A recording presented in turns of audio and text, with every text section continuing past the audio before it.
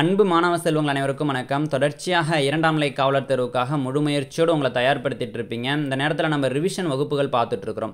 இவ்வளவு நாளாக நீங்கள் என்ன தான் படிச்சிருந்தாலுமே இந்த ரிவிஷன் வகுப்புகள் உங்களுக்கு எல்லா விஷயத்தையும் ரீகால் பண்ணுறதுக்கு ரொம்ப உதவிகரமாக இருக்கும். இதுக்கு முன்னாடி நம்ம பார்த்த விஷயத்தை ஒரு 2 நிமிஷத்தில் ரிவிஷன் பண்ணிவிட்டு அடுத்து நம்ம இன்றைய வகுப்பை வந்து நம்ம பார்க்கலாம். சரிங்களா? சரி, ஓகே. வரலாறு அப்படின்னு சொல்லும்போது கடந்த கால நிகழ்வுகளை ஒரு ஒழுங்கான கால வரிசைப்படுத்துறது தான் நம்ம வரலாறுன்னு சொல்கிறோம். அப்போ இந்திய வரலாறுன்னு சொல்லும்போது கற்காலத்திலிருந்தே இந்த இந்தியாவுக்கு வரலாறு இருக்குது. அந்த அளவுக்கு ஒரு பழமையான வரலாற்றை கொண்டது தான் நம்ம இந்தியா. சரிங்களா? அப்போ பழங்கற்கால கருவியை வந்து ராபர்ட்ஸ் ப்ரூட் அப்படின்றவர் சென்னைக்கு அருகில் உள்ள பல்லாவரத்தில் கண்டுபிடிச்சிருக்கிறாப்புல. அப்போ கற்காலம்னு சொல்லும்போது பழங்கற்காலம் இருக்குது, இடைப்பழங்கற்காலம் இருக்குது, புதிய கற்காலம் இருக்குது. சரிங்களா? இந்த புதிய கற்காலத்துக்கு அப்புறம் வந்தது தான் சிந்து சமவெளி நாகரிகம். சிந்து நதி அதனுடைய கிளை நதியை ஒட்டி மக்கள் வந்து ஒரு குழுவாக சரிங்களா ஒரு நாகரிகத்தை வந்து உருவாக்குறாங்க. சரிங்களா? அப்போ உலகத்தில் இருக்கிற தொன்மையான 4 நாகரிகங்களில் ஒரு நகர நாகரிகமாக இருக்குது. திட்டமிட்டு கட்டப்பட்ட ஒரு நகரமாக இருக்குது இந்த சிந்து சமவெளி நாகரிகம் அப்படின்றது. சரிங்களா? இந்த நகர நாகரிகமாக இருக்குது அப்படின்றதையும் நம்ம பார்த்தோம். சரிங்களா? இவங்களுடைய வீழ்ச்சின்றது 1900 தொடங்குது. இதுக்கப்புறம் இவங்களுடைய வீழ்ச்சிக்கு அப்புறம் மத்திய ஆசியா பகுதியிலிருந்து ஆடு மாடு மேய்க்கக்கூடிய ஒரு நாடோடி இனக்கூட்டமாக சரிங்களா இந்துகுஷ் மலையில் இருக்கக்கூடிய கைபர் போலன் கணவாய் வழியாக ஆரியர்கள் வருகை புரிகிறாங்க. சரிங்களா? ஆரியர்களுடைய வருகையால் இந்தியாவில் இருக்கக்கூடிய பூர்வ குடிகள் எல்லாமே அழிக்கப்படுறாங்க. இரும்புன்றது இந்தியாவில் அறிமுகப்படுத்தப்படுது. சரிங்களா? அப்போ பூர்வ குடிகள் எல்லாம் அழிக்கிறாங்க. அவங்க வந்து இங்கே குடியேறுறாங்க. இங்கே நாடோடி வாழ்க்கையை தான் வாழ்ந்துட்டு இருக்கிறாங்க. பிற்காலத்தில் நிலையான வாழ்க்கைக்கு சரிங்களா மாறுறாங்க. அப்போ கங்கை நதிக்கரை சமவெளின்றது ஒரு வளமான சமவெளியாக இருக்குது. அங்கே வந்து அவங்களுடைய குடியேற்றத்தெல்லாம் நிறுவுறாங்க.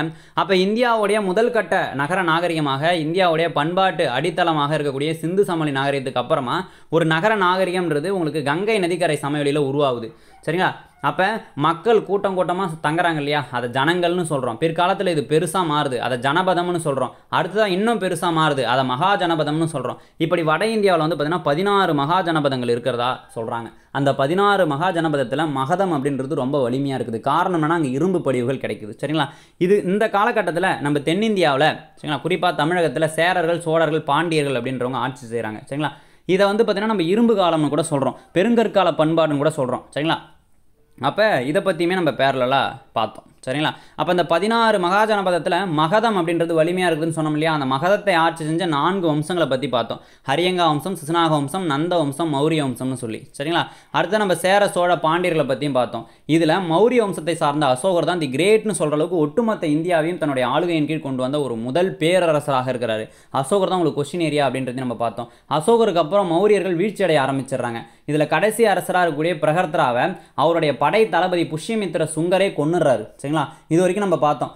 அவர் கொன்னுட்டு உங்களுக்கு சுங்க வம்சத்தை ஏற்படுத்துறாரு. சரிங்களா? சுங்க வம்சத்தை ஏற்படுத்துறாரு. இதுக்கப்புறம் தான் நம்ம மௌரியருக்கு பின் இருக்கக்கூடிய இந்தியாவை வந்து பார்க்குறோம். சரிங்களா? இதில் நிறைய வம்சங்கள் வருவாங்க. இப்போ உங்களுக்கு மௌரியர்கள்லாம் அசோகர் தான் தி கிரேட்னு சொல்கிற அளவுக்கு ஒரு மாபெரும் பேரரசராக இருப்பார். இதுக்கப்புறம் ஒரு பேரரசு நம்ம வரலாறுல வந்து குப்தர்களை தான் பார்ப்போம். சமுத்திரகுப்தரை தான் நம்ம பார்க்குறோம். சரிங்களா? தி கிரேட் அப்படின்னு சொல்கிற அளவுக்கு. இதுக்கு இடையில இருக்கக்கூடிய அரசாங்கங்கள்லாம் குட்டி அரசாங்கங்கள் தான் இருந்தாலும் பிசி எக்ஸாமில் இதிலிருந்து நமக்கு கொஸ்டின் வரப்போகுது. அப்படி கொஸ்டின் வந்தால் எந்த இடத்துல இருந்து வரும் அப்படின்னு சொல்லி பார்த்தீங்கன்னா 6வது புக்கில் மௌரியருக்கு பின்னர் இந்தியா அப்படின்றதுல இருந்து தான் உங்களுக்கு கொஸ்டின் வந்து கேட்பாங்க. சரிங்களா?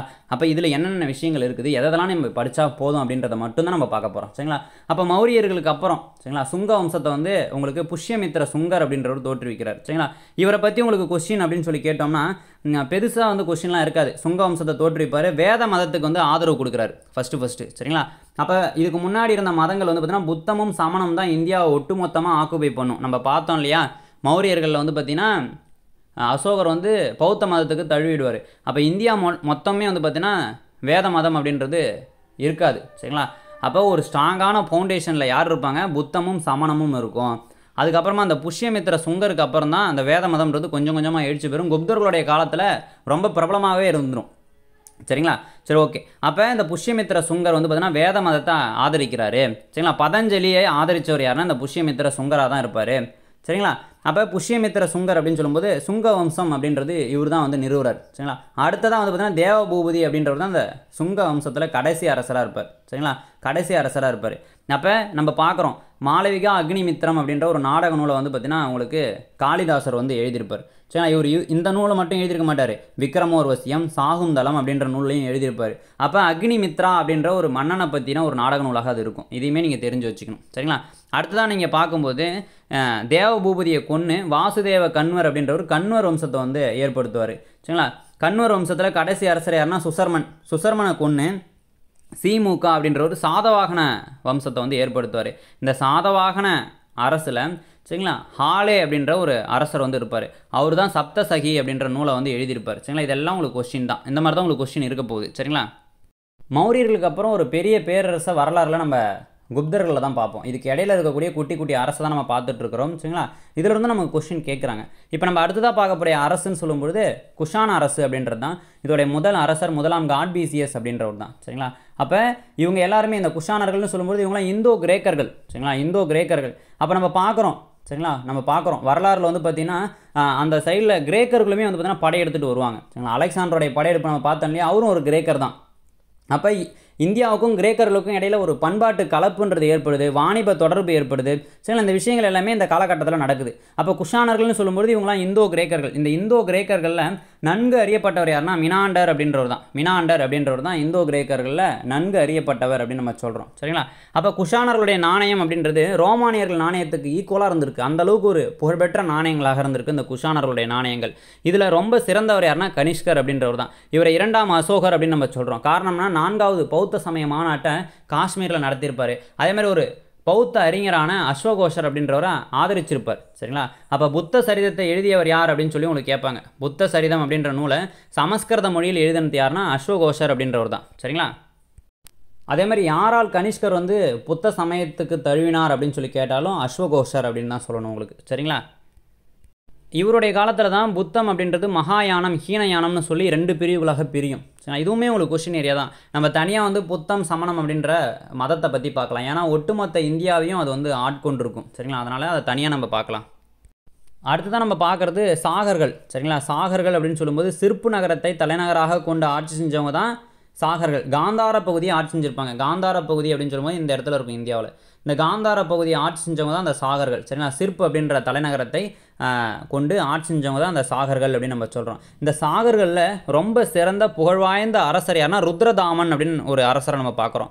இந்த ருத்ரதாமனை பற்றி சொல்லக்கூடியது ஜினாகத் கல்வெட்டு அப்படின்றது தான். இது எல்லாமே உங்களுக்கு கொஸ்டின் தான். டைரெக்டாக நம்ம கொஸ்டினை தான் பார்த்துட்ருக்குறோம். சரிங்களா, அப்போ சாகர்களில் புகழ்வாய்ந்த அரசர் யார்? ருத்ரதாமன் அப்படின்றவர் தான். சரிங்களா, அடுத்ததாக இந்தோ பார்த்திய அரசர் ஒருத்தர் இருக்கிறார். சரிங்களா, அவங்களும் இந்த பக்கத்தில் தான் ஆட்சி செஞ்சுட்டு இருக்கிறாங்க. சரி, இவர் பேர் வந்து பார்த்தீங்கன்னா கொல்டோ பெர்னாஸ் அப்படின்னு சொல்கிறோம். இவரை வந்து கிறிஸ்துவ மதத்துக்கு மாற்றினது யாருன்னா புனித தாமஸ் அப்படின்றவர் தான். ஃபஸ்ட்டு இந்தியாவில் அந்த கிறிஸ்துவ மதத்தை கொண்டு வந்தவரே இந்த புனித தாமஸ் அப்படின்றவர் தான். இதுவுமே கொஸ்டின் தான் உங்களுக்கு 2022 எஸ்ஐயில் வந்து கேட்ட ஒரு கொஸ்டின் தான் இது. சரிங்களா, அப்போ இது வரைக்கும் இருந்த விஷயங்கள் எல்லாத்தையும் நம்ம பார்த்துருக்குறோம். இருக்கக்கூடிய குட்டி குட்டி அரசாங்கங்களை பற்றி நம்ம பார்த்துருக்குறோம். சரிங்களா, சரி, ஓகே. இது வரைக்கும் நம்ம பார்த்த விஷயத்த திரும்ப ஒரு டைம் நம்ம ரிவிஷன் பண்ணிடலாம். சரிங்களா, அப்போ மௌரியர்களுக்கு அப்புறம் ஒரு பெரிய பேரரசு அப்படின்றது இருக்காது இந்தியாவில். சரிங்களா, அப்போ நம்ம பார்க்கக்கூடியது யார் அப்படின்னு சொல்லி பார்த்தீங்கன்னா சின்ன சின்ன அரசுகளை பற்றி பார்க்குறோம். ஏன்னா இதெல்லாம் உங்களுக்கு கொஸ்டினாக இருக்குது. சரிங்களா, அப்போ நம்ம வரலாறை வந்து திரும்ப ஒரு டைம் பார்க்குறோம். மௌரியர்களுக்கு அப்புறம் ஒரு பெரிய பேரரசுன்றது கிடையாது. குப்தர்கள் வரைக்குமே இருக்கக்கூடிய குட்டி குட்டி அரசுலேருந்து கொஸ்டின் உங்களுக்கு கேட்க போகிறாங்க. அது எப்படி கேட்குறாங்கன்றதையும் நம்ம பார்த்தோம். சரிங்களா, இருக்கக்கூடிய குட்டி குட்டி அரசுகள் யார் அப்படின்னு சொல்லி பார்த்தீங்கன்னா மௌரிய வம்சத்தில் கடைசி அரசர் பிரகர்த்தரா. அவரை கொண்டு புஷ்யமித்திர சுங்கர்ன்றவர் சுங்க வம்சத்தை தோற்றுவிக்கிறார். சரிங்களா, சுங்க வம்சத்தில் கடைசி அரசர் யாருன்னா தேவபூபதியை கொண்டு வாசுதேவ கன்வர் அப்படின்றவர் கன்னூர் வம்சத்தை தோற்றுவிக்கிறார். சரிங்களா, கன்னூர் வம்சத்தில் கடைசி அரசர் சுசர்மனை கொண்டு சீமுக அப்படின்றவர் சாதவாகன வம்சத்தை தோற்றுவிக்கிறார். இந்த சாதவாகன வம்சத்தில் இருக்கக்கூடியவர் தான் ஹாலே அப்படின்றவர் சப்தசகி அப்படின்ற நூலை வந்து எழுதியிருப்பார். சரிங்களா, இந்த சாதவாக வம்சத்தில் ரொம்ப புகழ்பெற்றவர் யார் அப்படின்றத நம்ம பார்த்தோம். அவருமே நமக்கு கொஸ்டின் ஏரியா அப்படின்றத நம்ம பார்த்தோம். கௌதம புத்த சகர்கனி அப்படின்றவர் தான் அந்த சாதவாக வம்சத்தில் சிறந்தவர். சரிங்களா, சாதவாகன வம்சத்தில் ஹாலே அப்படின்றவர் சப்தசகி அப்படின்ற நூலை வந்து எழுதியிருப்பார் அப்படின்றதையும் நம்ம பார்த்தோம். சரிங்களா, இவங்களுக்கு அப்புறம் அப்படின்னு பார்த்தோம்னா சாகர்கள் இருப்பாங்க, குஷானர்கள் இருக்கிறாங்க. இவங்களை நம்ம பார்க்குறோம். சாகர்கள்னு சொல்லும்போது சிற்பு நகரத்தை தலைநகராக கொண்டு ஆட்சி செஞ்சவங்க. இந்த சாகர்களில் சிறந்தவர் யார் அப்படின்னு சொல்லி பார்த்தீங்கன்னா உங்களுக்கு ருத்ரதாமன் அப்படின்றவர் தான். அவரை பற்றி சொல்லக்கூடியது தான் ஜினாகத் கல்வெட்டு அப்படின்றது. இதை நம்ம பார்த்தோம். சரிங்களா, சிற்பு நகரத்தை தலைநகராக கொண்டு ஆட்சி செஞ்சவங்க. அந்த சாகர்களை வந்து பார்த்தீங்கன்னா குப்தர்கள் காலத்திலே வந்து பார்த்தீங்கன்னா வச்சிங்களேன் சமுத்திரகுப்தரால் கூட தோற்கடிச்சிருக்க முடியாது. சரிங்களா, அந்த குஜராத் பகுதி ஆட்சி செஞ்சுட்டு இருப்பாங்க இந்த சாகர்கள். சரிங்களா, அப்போ யார் இவரை வந்து தோற்கடிக்கிறாங்க, இந்த சாக வம்சத்தை முடிவுக்கு கொண்டு வராங்க அப்படின்னு பார்த்தீங்கன்னா 2ஆம் சந்திரகுப்தர் அப்படின்றவர் தான். சாகர்களை வெற்றி பெற்றதுனால தான் சாகரி அப்படின்னு சொல்லி அவருக்கு ஒரு பட்ட பேருமே இருக்குது. சரிங்களா, அந்த அளவுக்கு புகழ் வாய்ந்தவங்க தான் அந்த சாகர்கள். இருந்தாலும் நம்ம எக்ஸாம் பாயிண்ட் ஆஃப் வியூவில் 3 கொஸ்டின் தான். அவங்களோட தலைநகர் சிற்பு, அதில் சிறந்தவர் யார் அப்படின்னு சொல்லி பார்த்தீங்கன்னா ருத்ரதாமன் அப்படின்றவர். அவரை பற்றி சொல்லக்கூடியது ஜினாகத் கல்வெட்டு. இந்த சாகர்களை வெற்றி பெற்றவர் யார்? 2ஆம் சந்திரகுப்தர். அதனால தான் அவரை சாகிரி அப்படின்னு நம்ம சொல்கிறோம். சரிங்களா, சரி, ஓகே. அடுத்ததான் நம்ம வரலாறில் 2 அரச வம்சங்களை பற்றி பார்க்க போகிறோம். ஒன்று வர்த்தன அரச வம்சம், இன்னொன்று சாளுக்கிய அரச வம்சம். வர்த்தன அரச வம்சத்தை தானேஸ்வரத்தை தலைநகராக கொண்டு புஷ்ய பூபதி அப்படின்றவர் தோற்றுவிக்கிறார். சரிங்களா, அவர் தோற்றுவிச்சாலும் இந்த வர்த்தன அரச வம்சத்தில் ஹர்ஷவர்த்தனர் அப்படின்றவர் தான் ரொம்ப சிறப்பான அரசராக இருந்திருப்பார். சரிங்களா, இவரோட இந்த வம்சமும் முடிவுக்கு வந்திருக்கும். சரிங்களா, இவருடைய ஆட்சி காலத்தில் தான் பயணிகளின் இளவரசர்னு சொல்லக்கூடிய சீன பயணியான யுவான் சுவாங் வருகை புரிந்திருப்பார் இந்தியாவுக்கு. சரிங்களா, கண்ணோசிக்கு வந்திருப்பார். சரிங்களா, கண்ணோசிக்கு வந்திருப்பார். சரிங்களா, அப்போ இவங்க 2 பேரும் எங்கே வந்து முதல்ல சந்திச்சுக்கிட்டாங்க அப்படின்றது கொஸ்டினாக இருக்கும். ஹர்ஷரும் சீன பயணி யுவான் சுவாங்கும் எங்கே வந்து சந்திச்சுக்கிட்டாங்க அப்படின்றது உங்களுக்கு கொஸ்டினாக இருக்கும். ஜார்க்கண்டில் கஜன்கலா அப்படின்ற இடத்துல, சரிங்களா, ராஜ்மஹால் குன்றுகளுக்கு அருகில் உள்ள கஜன்கலா அப்படின்ற இடத்துல சந்திச்சிருப்பாங்க. சரிங்களா, சரி ஓகே. அடுத்ததான் இவர் வந்து இந்த கண்ணூசிக்கு மட்டும்தான் வருகை புரிந்தாரானா கிடையாது. சரிங்களா, சாளுக்கியர்களின் தலைநகரான வாதாபிக்கும் வந்திருப்பார். அதே மாதிரி வந்து பல்லவர்களுடைய தலைநகராக இருக்கக்கூடிய காஞ்சிக்கும் வருகை புரிந்திருப்பார். காஞ்சியில் வந்து கல்வி கற்றிருப்பார். சரிங்களா, காஞ்சியில் வந்து கல்வி கற்றிருப்பார். அதே மாதிரி இங்கே வந்து பௌத்த ஸ்தூபிகள், அசோகர் காலத்தில் கட்டப்பட்ட பல பௌத்த ஸ்தூபிகள் இருந்ததையும் அவர் பார்த்துருப்பார். சரிங்களா, சரி ஓகே. அடுத்து நம்ம கொஸ்டினுக்கு வருவோம். இந்த ஹர்ஷரை பற்றி சொல்லக்கூடிய விஷயங்கள், அவருடைய ஆட்சியை பற்றி நமக்கு தெரிஞ்சுக்கிறதுக்கு காரணமாக இருக்கக்கூடியது இந்த யுவான் சுவாங்குடைய பயண குறிப்புகள், சியுகி அப்படின்றது. இன்னொன்று வந்து பார்த்தீங்கன்னா ஹர்ஷருடைய அவருடைய வாழ்க்கை வரலாறை பற்றி பாணர் வந்து ஒரு புத்தகம் எழுதியிருப்பார், ஹர்ஷ சரிதம் அப்படின்றது. இதுதான் முதல்ல ஒரு அரசரை பற்றின வாழ்க்கை வரலாற்று நூலாக இருக்குது. சரிங்களா, பாணர் வந்து ஹர்ஷ சரிதம் மட்டும்தான் எழுதியிருப்பாருன்னா கிடையாது, 2 நூல் எழுதியிருப்பார். சரிங்களா, அப்போ ஹர்ஷ சரிதம் அப்படின்ற நூலையும் காதாம்பரி அப்படின்ற நூலையும் எழுதியிருப்பார். 2 நூலையுமே எழுதியிருப்பார் பாணர் அப்படின்றவர். சரிங்களா, அப்போ ஹர்ஷர் தான் வந்து பார்த்தீங்கன்னா கடைசியாக பௌத்த மதத்தை பின்பற்றிய ஒரு அரசராக இருப்பார். இவருக்கு அப்புறமா அந்த பௌத்த மதம்ன்றதும் அழிவை நோக்கி போயிட்டுருக்கும். சரிங்களா, சரி ஓகே. இவருக்கும் சரிங்களா 2ஆம் புலிகேசிக்கும் இடையில சண்டை வரும். சரிங்களா, அப்போ நர்மதை நதிக்கரை, நர்மதைன்றது இப்படி பாஞ்சு ஓடிட்டு இருக்கா, அந்த நர்மதை நதிக்கரையில் 2ஆம் புலிகேசி என்ன பண்ணுவார்னா இந்த ஹர்ஷரை வந்து தோற்கடிச்சிருவார். தோற்கடித்து பரமேஸ்வரர் அப்படின்ற பட்டத்தை வந்து பெற்றுக்கொள்வார். இதை பற்றி ஐகோல் கல்வெட்டில் இருக்குது. ஐகோல் கல்வெட்டு அப்படின்றது ரவிகீர்த்தியால் எழுதப்பட்டது. ரவிகீர்த்தி யாருன்னா 2ஆம் புலிகேசியோடைய அவைகள புலவராக இருந்தவர், கவிஞராக இருந்தவர். அப்போ அவரால் எழுதப்பட்டது தான் இந்த ஐகோல் கல்வெட்டுன்றது. ஐகோல் கல்வெட்டு யாருடைய வெற்றிகளை விவரிக்கிறதுனா 2ஆம் புலிகேசியோட வெற்றிகளை விவரிக்கிறது. அப்போ இவர் என்ன பண்ணுறாருன்னா நர்மதை நதிக்கரையில் ஹர்ஷர் வந்து தோற்கடிச்சிடுறாரு. இதோட இவங்களுடைய வம்சம், இந்த வர்த்தன வம்சம்ன்றது முடிவுக்கு வந்துடும். சரிங்களா, அப்போ சாளுக்கியர்கள் வந்து இருக்கிறாங்க. சாளுக்கியர்களுடைய சின்னம்னு பார்த்தா பன்றி, வராகன் அப்படின்றது தான். அப்போ சாளுக்கியர்கள் என்ன பண்ணுறாங்கன்னா இந்த பக்கம் பல்லவர்கள் ஆட்சி செஞ்சுட்டு இருப்பாங்க. முதலாம் மகேந்திரவர்ம பல்லவன் அப்படின்றவன் இங்கே இருப்பான்.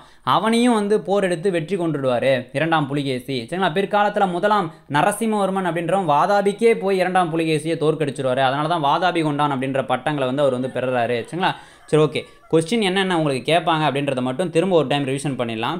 2 வம்சங்கள் பார்த்தோம், வர்த்தன வம்சம், சாளுக்கிய வம்சம். சாளுக்கிய வம்சங்களில் மேலை சாளுக்கியர்கள், கீழே சாளுக்கியர்கள் இருப்பாங்க. நம்ம மேலை சாளுக்கியர்களை பற்றி பார்க்க போகிறதில்ல, கீழே சாளுக்கியர்கள் தான் பார்க்க போகிறோம். வாதாபியை தலைநகராக கொண்டு ஆட்சி செஞ்ச சாளுக்கியர்களை தான் நம்ம பார்க்க போகிறோம். சரிங்களா, அதில் 2ஆம் புலிகேசியும் ஹர்ஷரும் சமகாலத்தவராக இருந்திருப்பாங்க.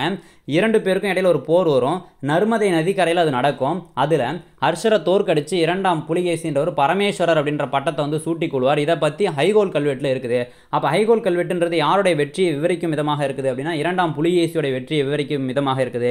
இதனை எழுதியவர் யார் அப்படின்னு சொல்லி கேட்டால் ரவிகீர்த்தி அப்படின்ற அவருடைய அவைகள புலவர் தான் எழுதியிருப்பார். சரிங்களா, இது உங்களுக்கு கொஸ்டினாக இருக்க போகுது. சரி, இது உங்களுக்கு கொஸ்டினாக இருக்க போகுது. அதுக்கடுத்து யுவான் சுவாங், பயணிகளின் இளவரசர், அவர் வந்து இவங்களுடைய காலத்துக்கு வருகை புரிந்திருப்பாங்க. சரிங்களா, இதுவுமே உங்களுக்கு கொஸ்டினாக தான் இருக்க போகுது. சரிங்களா, அப்போ இது 2மே உங்களுக்கு கொஸ்டின் தான், நல்லா பார்த்து வச்சுக்கோங்க. சரிங்களா, திரும்ப ஒரு டைம் நம்ம எல்லாத்தையும் ரீகால் பண்ணிடலாம்.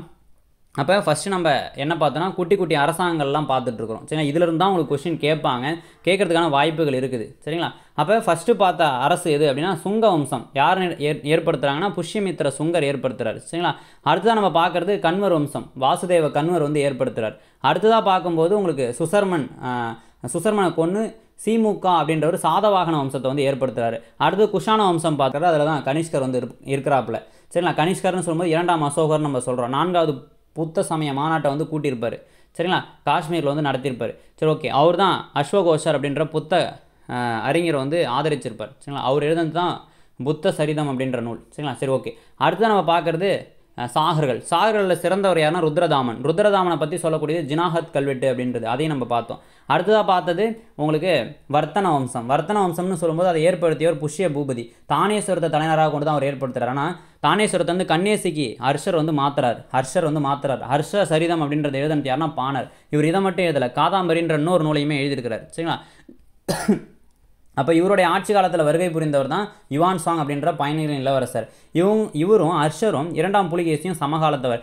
இப்போ அர்ஷரும் 2ஆம் புலிகேசியும் 1ஆம் மகேந்திரவர்மனும் சமகாலத்தவர். அப்போ இவங்களுக்குள்ளார போர் நடக்குது. ஃபஸ்ட்டு 2ஆம் புலிகேசி அப்படின்றவர் நர்மதை நதிக்கரையில் அர்ஷரை வந்து கொன்னுறாரு. கொன்று பரமேஸ்வரர் பட்டம் பெற்றுக்கொள்கிறார். இதை பற்றி ஹைகோல் கல்வெட்டில் இருக்குது. ரவிகீர்த்தி எழுதுனது. சரி, ரவிகீர்த்தி யாருன்னா அவருடைய அவைகளை புலவர்.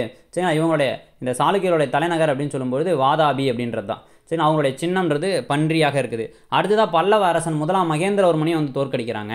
சரிங்களா, இதோட முடிஞ்சிருச்சுப்பா உங்களுக்கு. அடுத்தது குப்தர்கள் பார்க்கலாம். சரிங்களா, ஓகே, தேங்க்யூப்பா.